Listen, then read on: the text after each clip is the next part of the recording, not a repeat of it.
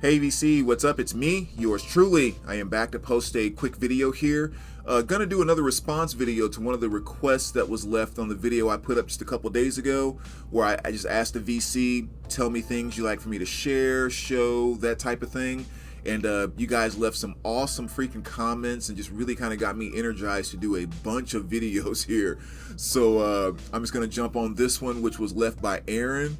And he said he's always intrigued by the music journey that folks take through their lives, and he's a big fan of Pitchfork's. I'm not familiar with that channel, but I'll definitely have to go check it out. Pitchfork's 5, 10, 15, 20 series, where he shares artists or albums that were a key part of his journey, kind of in 5-year increments. And so, yeah, I thought that was a cool idea. And instead of doing it maybe as a whole series, I'm just going to kind of do a quick one here to share, some stuff really quick. So maybe I won't get as in depth, but yeah, great idea. So I'm going to jump on board.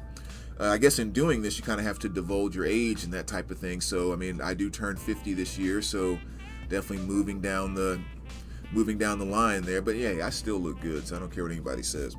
But yeah, so let's just kind of jump right in with that.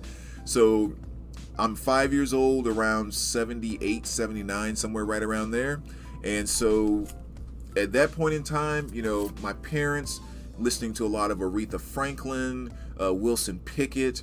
I pick up a lot of disco just because that's what's being played everywhere and on the radio. And I had a little radio I used to carry around all the time. But the one album and song that really stands out when I was 5 was You Light Up My Life by Debbie Boone. I could not get enough of playing that song. I used to have one of those little flip down turntables that I would just sit there and play it over and over and over, and I would talk to her through the speakers and everything, and my parents were like, whose kid is this? But I was just completely and totally obsessed with that album. So that's what I'm gonna put as age 5.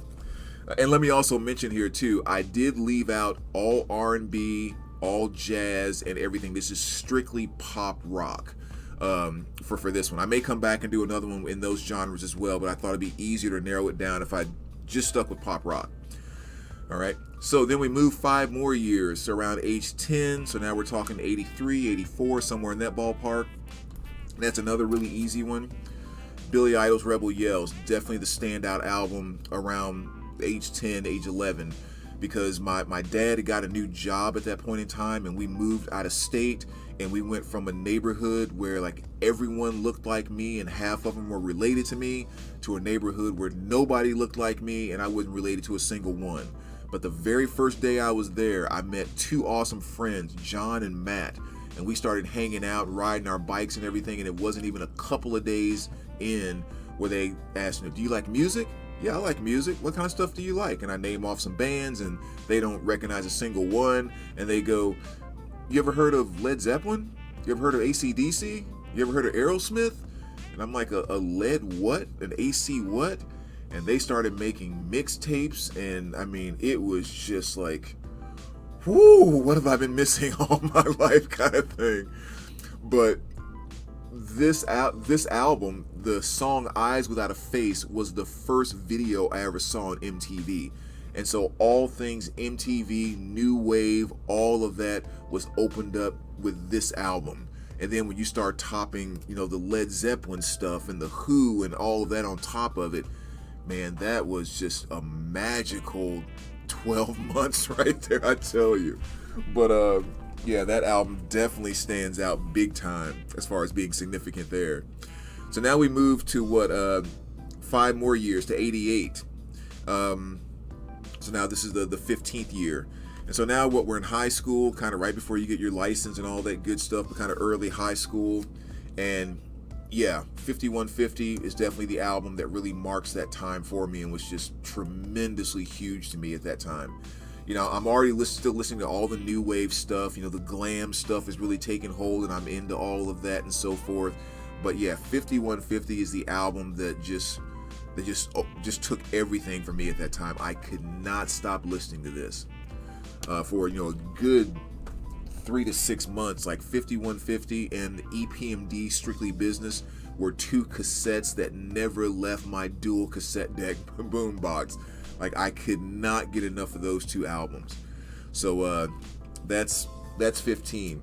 So at the 20-year mark, so now we're talking about 93. I'm in college, been there a year or two, that type of thing. And so I'm still listening to all my new wave stuff, all my hip hop stuff, my glam stuff is still cool for me. Grunge has definitely been there for me. But around 93 is when I started getting introduced to stuff like this, and this whole 90s kind of scene / movement starts to take over. 93, 94, kind of right in there. So yeah, Live Throwing Copper is definitely the one album that I remember just getting really, really obsessed with.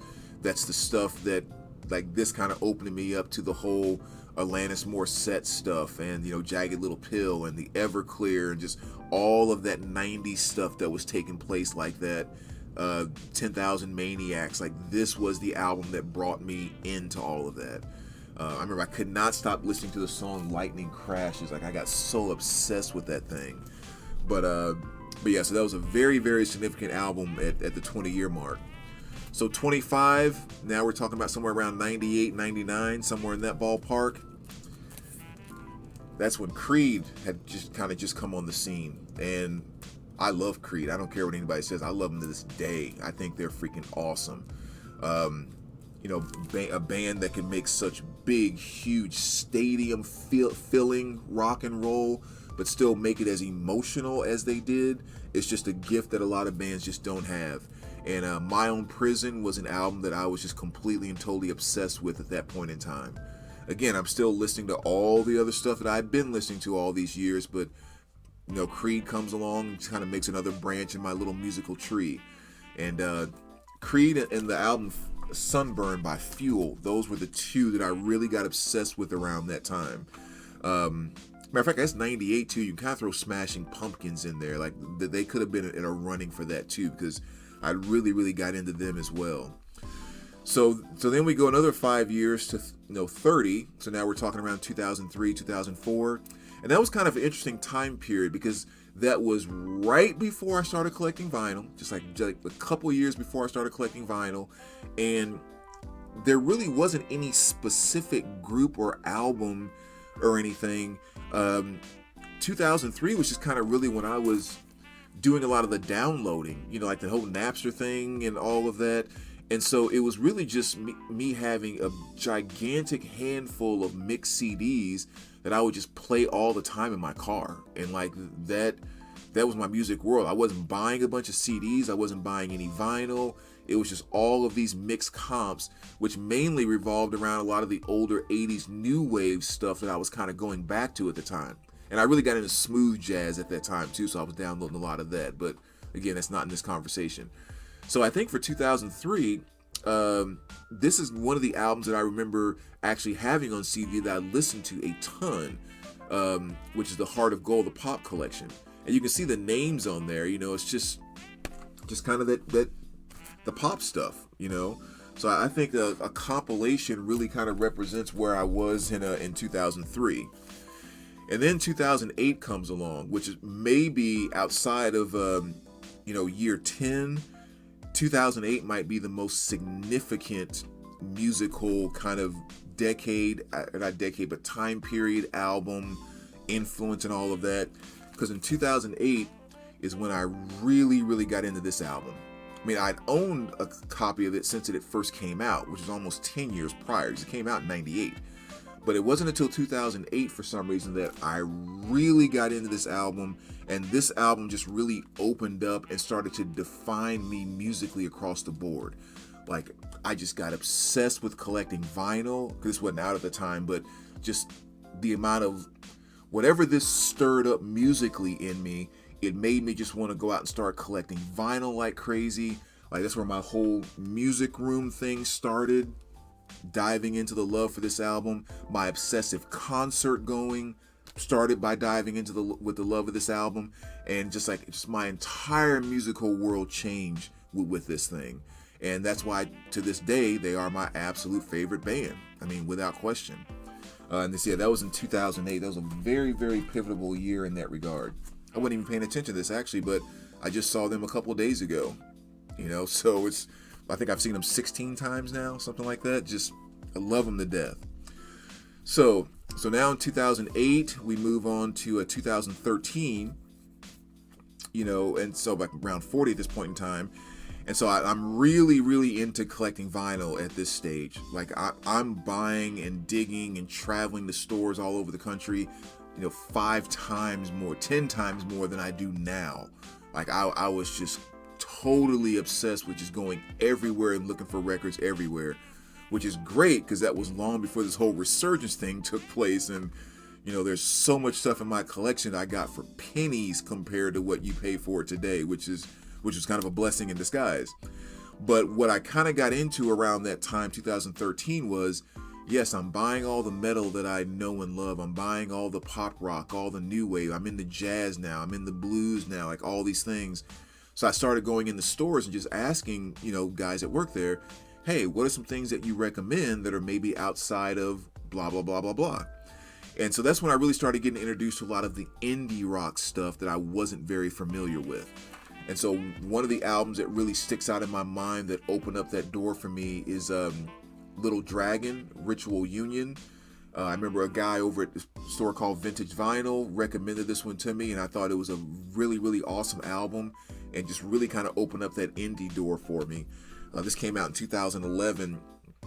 And so, yeah, I think that's probably what's most defined as far as like an album that really, like, here's the next curve that took place in my musical journey, was like all of a sudden I'm getting into all that more indie, that, the national type of stuff, and Bon Iver, and, just like all that style of music. And this was the album that kind of really opened that gate for me. So that would be 2013. So then 2018, which is not that long ago, again, you can guys go back and look at my videos throughout a lot of these time periods. And in 2018, I'm still, buying all the stuff that I love and this and that. But I think the influential album and thing that kind of took place around 2018 was me actually getting into psych. Outside of the stuff that pretty much everyone kind of knows, like most people, whether they're into psych or not, probably have heard the song like "You're Gonna Miss Me" by the 13th Floor Elevators, and stuff like that. But I really started to dig some psych stuff, and I was making a reel-to-reel comp tape where I was just recording stuff off of YouTube. And one of the songs that I pulled off YouTube was "Smoking the Day Away" by May Blitz, and that song just kind of blew me away, and I thought it was so cool. So I got it on vinyl, just started obsessively listening to this album, and all the other psych stuff that I've kind of discovered really kind of stemmed from getting into this around that time period. So I would say that's probably definitely kind of the significant one there. So there you go, VC. Sorry about the ramble there, but really, really good question, and fun one to kind of dive into and think about. So as always, let me know what you guys think, and we will talk to you soon. All right, take care, guys.